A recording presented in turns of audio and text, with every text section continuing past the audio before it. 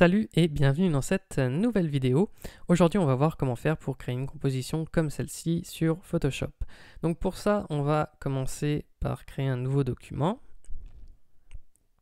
Alors je vais faire un document de 2560 pixels par 1600 en 300 dpi. Je vais mettre 16 bits ici simplement pour que mon dégradé soit un peu meilleur. Pour qu'on ne voit pas des bandes en fait sur mon dégradé d'arrière-plan. Donc je vais faire créer. Alors je vais tout de suite double-cliquer sur mon calque d'arrière-plan pour le déverrouiller et je vais mettre le dégradé justement en cliquant ici sur incrustation dégradé. Je choisis le style radial. Au niveau des couleurs, vous voyez que j'ai pris une sorte de orange vers la gauche et du jaune qui tire vers le blanc vers la droite. Donc des couleurs pas très vives mais qui me crée un dégradé assez doux. Je fais OK. L'échelle, je l'ai montée à 122% et quelques. Et je fais OK. Je vais incruster le modèle. Donc, je vous l'ai détouré. Je vous ai mis l'image dans la description. Je l'ai détouré pour vous. Donc, vous pouvez directement incruster le PNG. Comme ceci. Je vais réduire un petit peu sa taille. Voilà. Et je fais entrer. Alors, à présent, je vais commencer à créer l'effet qui m'intéresse. Donc, pour ça, je vais prendre l'outil ellipse. Et je vais créer une ellipse comme celle-ci. Voilà, donc je m'étais mis sur forme, je mets une couleur, peu importe laquelle pour le moment. Et je vais placer mon ellipse à peu près ici par exemple.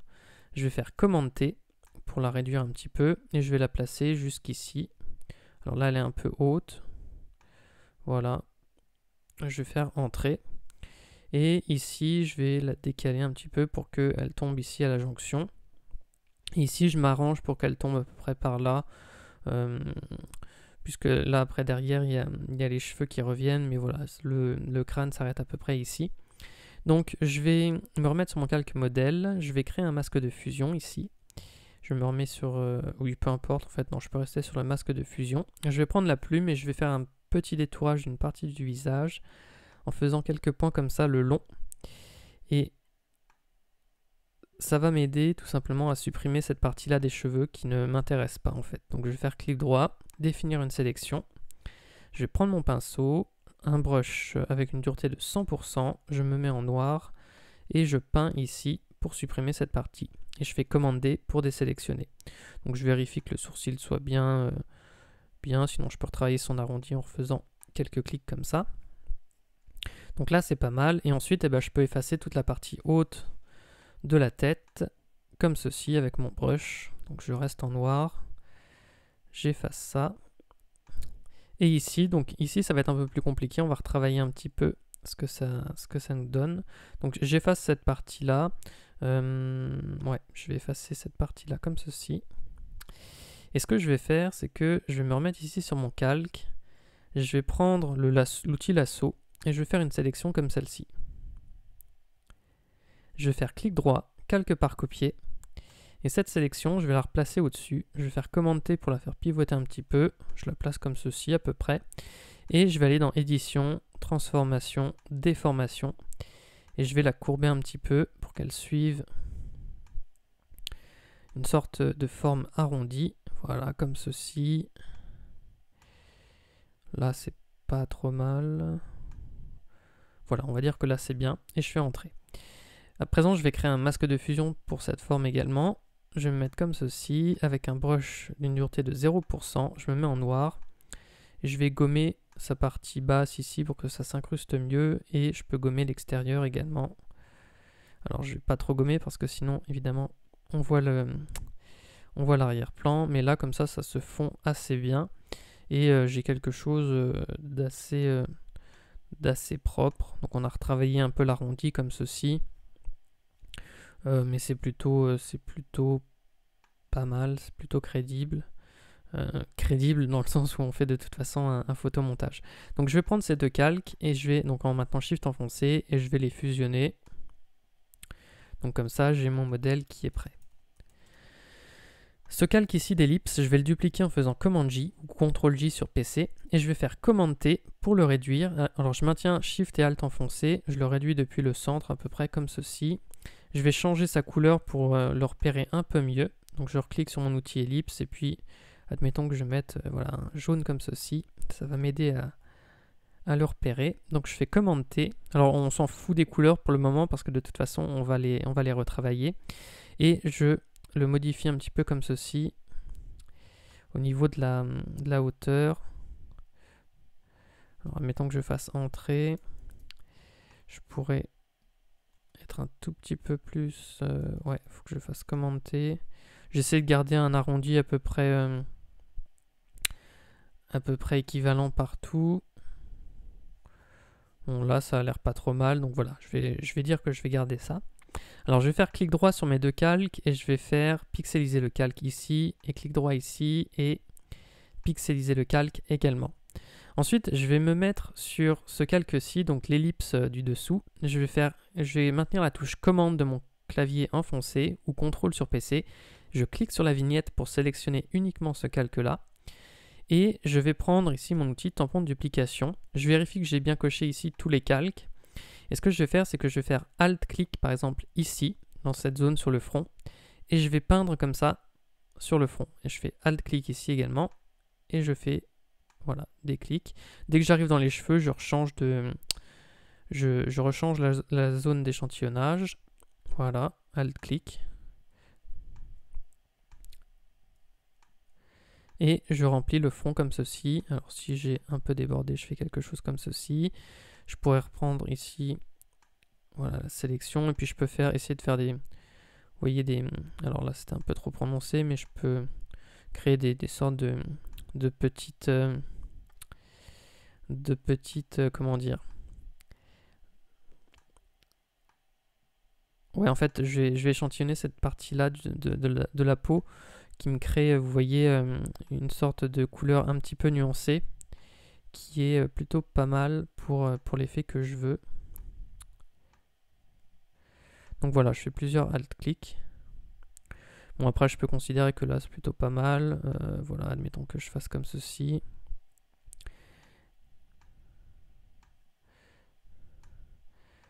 Toc. Si je fais commande D pour désélectionner, là, j'ai quelque chose qui est plutôt... voilà, qui me plaît bien, donc je vais dire que c'est pas mal comme ceci. Ce que je peux faire également, donc pour mon outil ici, donc je pourrais soit répéter l'opération, sinon pour le remplir plus vite, à la limite, ce que je vais faire, c'est que je vais ouvrir par exemple la photo du modèle, comme ceci dans un autre document. Je vais prendre mon outil lasso, et puis admettons que je prenne une zone soit dans la peau ici, soit dans le front, mais admettons que je prenne ici. Je vais prendre cette zone-là, hop là, comme ceci, je fais clic droit, calque par copier, je fais commande C, et je vais faire commande V ici. Alors je peux refermer mon calque ensuite, ou alors sinon vous faites un clic droit, dupliquer le calque, vous choisissez votre document de destination. Là je ne vais pas l'enregistrer. Et cette zone-là, cette forme-là, je vais faire commande T pour la redimensionner. Je vais la placer comme ceci, et puis je peux l'étirer, admettons, voilà, comme ça. Et je vais faire clic droit, créer un masque d'écrêtage. Et là vous voyez qu'elle apparaît à l'intérieur de mon autre ellipse. Alors je vais faire commande T, je vais la redimensionner à l'envers comme ceci. Voilà, et je la place à peu près comme ceci. Voilà, là elle rentre bien dedans. Donc là c'est plutôt pas mal au niveau du rendu. Si je voulais que mon ellipse ici elle soit un peu plus foncée, je pourrais retoucher ses couleurs éventuellement, retoucher par exemple ses niveaux ou on peut tester différents calques de réglage, hein. Mais vous voyez, si je fais comme ceci, je vais un petit peu la foncer. Bon, je vais pas le faire de trop. Si je fais aperçu, mais ça peut aider à, comme ça évite qu'on confonde toutes les formes. Voilà, donc je vais faire comme ça, ok. Donc je me remets ici sur mon calque. Là c'est plutôt pas mal. J'ai quelque chose d'assez propre, j'ai l'impression. Alors je réfléchis juste. Bon, ici on voyait les traces un petit peu des cheveux, donc j'ai échantillonné un peu trop à gauche, donc faites attention. Bon là je ne vais pas le retoucher, ou alors si je voulais le retoucher, bah, je refais comme j'ai fait il y a un instant. Je refais commande ici pour protéger ma sélection, je me mets sur mon calque ici, et puis je refais, vous voyez, des petits clics comme ceci. Bon, admettons voilà, que je fasse quelque chose comme ça. Alors ici sur mon calque, donc là c'est la texture de la peau. Je pourrais créer un calque par-dessus, des ombres. Je vais le mettre aussi, je vais faire aussi un clic droit, créer un masque d'écrêtage et je vais me mettre en noir avec un brush arrondi flou comme ceci. Et vous voyez que donc quand je vais peindre, ce sera à l'intérieur et je vais peindre comme ceci pour créer une sorte d'ombre. Alors je vais diminuer l'opacité de mon calque et je vais faire quelque chose comme ça. Donc vous voyez,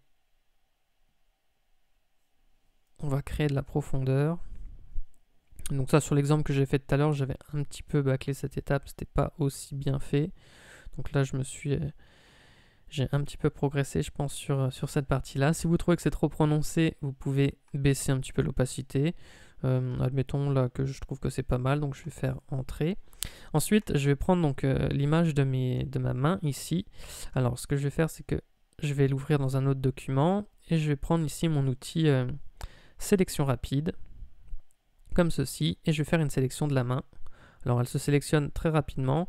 Le seul truc, c'est que tout à l'heure, je m'étais rendu compte que des fois... Alors non, de temps en temps, j'avais eu l'impression que j'avais eu un petit liseré blanc. Alors je vais voir si c'est le cas. Je fais clic droit, quelque part copier. Je fais commande C, je répète l'opération que j'avais fait tout à l'heure et je fais commande V ici. Alors on va voir si j'ai un petit liseré blanc ou non. Alors si vous voulez un détourage parfait, faites-le à la plume, hein, parce qu'avec ouais, voilà, donc ici on a un petit liseré blanc qui n'est pas forcément esthétique. Donc ce qu'on peut faire, soit on le recorrige en repassant avec un pinceau, soit sinon ce que je fais, c'est que ici je reprends ma sélection. Alors admettons que j'étais sur ma sélection et je peux faire sélection, modifier, contracter. On va mettre un pixel, je fais OK. Là je fais clic droit. Donc je me remets sur un outil de sélection, peu importe lequel. Je fais clic droit, quelque part copier, commande C. Et là, voilà, là j'ai pas de liseré blanc au moins, donc j'ai quelque chose d'un peu mieux. Je peux fermer mon document, j'en aurais plus besoin. Et cette main, je vais faire édition, transformation, symétrie, axe horizontal pour la faire pivoter. Je vais l'éclaircir un petit peu en allant dans Images, Réglages, Luminosité, simplement pour qu'elle ait la même teinte que mon modèle qui est assez clair. Donc voilà, je peux éclaircir la main comme ceci. Je fais Entrée. Là, elle ressemble un peu plus aux couleurs de mon modèle. Et je la place à peu près comme ceci pour qu'elle sorte de la tête. Et ensuite, donc pour qu'elle sorte parfaitement, ce que je vais faire, c'est que je vais lui créer un masque de fusion. Je vais sélectionner ici donc l'ellipse intérieure. Donc je maintiens commande enfoncée et je la sélectionne comme ceci. Donc commande, clic sur la vignette. Je vais me remettre ici sur mon calque main et je vais faire sélection, intervertir. À présent, je vais prendre mon brush ici, donc arrondinette, avec une dureté à 100 et je vais me mettre avec une opacité à 100% évidemment et je vais gommer cette partie-là. Et ici, vous voyez que comme j'ai une sélection, je risque pas de déborder par hasard. Et je fais commande D pour désélectionner. Donc là, on voit la main qui sort. Alors je pourrais recréer une ombre aussi si je veux, une ombre très légère par exemple par-dessus la main. Donc ce que je fais, c'est que je crée un calque au-dessus. Je maintiens commande enfoncée ici pour sélectionner cette partie, commande enfoncée pour sélectionner mon ellipse ici. Et je prends un brush arrondi flou, comme ceci. Là, je vais baisser l'opacité vraiment. Et voilà, j'ai fait un clic. Je suis passé une fois. Je crois même que mon brush est trop grand en fait. Je fais commande D. Et voilà. Là, j'ai quelque chose qui est plutôt pas mal. Alors, ce que je peux faire pour finir, c'est... Alors, si vous trouvez aussi que votre main, vous voulez la repositionner, ce que vous faites, c'est que vous pouvez tout simplement décocher le petit cadenas ici, prendre votre main, et puis, vous voyez, vous pouvez la redimensionner. Alors, des fois, il y a un petit bout qui peut redépasser ici, c'est pas grave. Vous n'avez qu'à le regommer. Pareil, si ça dépasse ici, vous répétez l'opération qu'on a fait tout à l'heure. Bon, là, je trouvais qu'elle était bien placée, donc je vais la laisser comme ça. Je vais créer alors ça, c'était les ombres. Et je vais créer un calque de halo. Alors, ce que je vais faire, c'est que je vais le remplir de noir. Je vais aller dans Filtre, Rendu, Halo. Et là, je vais voilà, choisir ce halo là, donc focal fixe à 100%, je fais OK. Et je vais le placer en mode superposition. Si je veux, je peux le replacer à peu près là où je veux, et je le mets dans la main ici. Je trouvais que ça rendait pas mal, donc voilà. Si je veux éventuellement gommer des traits qui sont trop loin, ici, je crée un masque de fusion. Je me mets en noir avec une opacité à 100%. Et puis vous voyez que ici, je peux peindre pour des fois diminuer la taille de tous les traits. Bon, mais là, je trouve que c'est plutôt sympa. Donc voilà, après, bah, ici, du coup, notre effet est terminé. Après, ce qu'on pourrait juste faire, c'est créer des calques de réglage éventuellement pour retoucher, vous voyez, un petit peu les couleurs, la teinte. Donc, je peux augmenter un petit peu le contraste. Là, on pourrait retoucher les niveaux globaux, comme ceci. Voilà, donc on peut plus ou moins créer de contraste. Je pourrais retoucher la teinte saturation aussi. Voilà, donc après c'est à vous de voir les réglages que vous voulez mettre aussi. Il n'y a pas une bonne réponse à ce niveau-là. Je sais même plus ce que j'avais mis tout à l'heure. Hein. Souvent je l'ai fait un peu au feeling, mais disons que ce qui nous intéressait surtout dans notre tutoriel, je vais les resupprimer. Ce qui nous intéressait surtout ici, quoique voilà, les deux derniers étaient peut-être pas mal. C'est ouais, les niveaux, j'y suis allé un peu fort. Je peux baisser l'opacité comme ça. Mais vous pouvez jouer avec d'autres pour trouver comment dire des couleurs un peu plus sympathiques, mais disons que voilà, ici notre effet, on peut considérer qu'on l'a terminé. Donc voilà, bah, c'était tout pour ce tutoriel, j'espère que ça vous aura plu. Si vous avez des questions, vous pouvez les poser en commentaire, comme d'habitude j'y répondrai, et du coup bah, si la vidéo vous a plu, vous pouvez mettre un like et vous abonner.